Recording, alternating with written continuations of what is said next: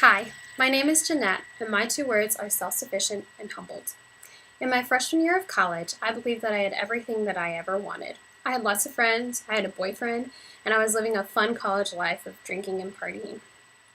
However, at the beginning of my sophomore year, all these things that I valued began slipping away from me, and it began with my boyfriend breaking up with me, which left a huge hole in my life.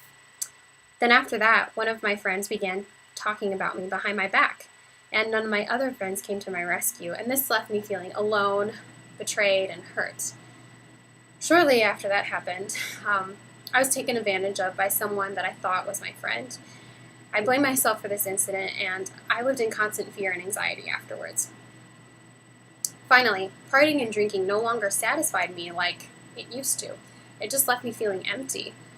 And so, during this whole time of these challenges and problems that were coming into my life, I thought that I was self-sufficient. I thought, I'm strong enough to handle anything that comes my way. I can take care of this. I will be okay. But deep down, I think I knew, I'm not okay. I'm not doing well. So during winter break, I went to a Christian conference with a friend. The speaker explained that all my bad actions, thoughts, and attitudes are actually active rebellion or living against God, and it keeps us from having a personal relationship with Him. It occurred to me that I not only needed someone to save me from the destruction currently happening in my life, but I also needed saving from the consequences of all the bad things I did too. The speaker said, "You can never earn your relationship with God. However, Jesus has already earned it for you. He lived the life you were supposed to live, and He paid the price for your rebellion against God.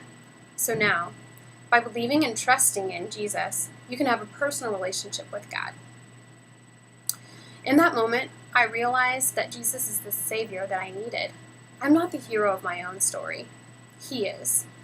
His life, death, and His coming back to life is sufficient to save me, to save all of us.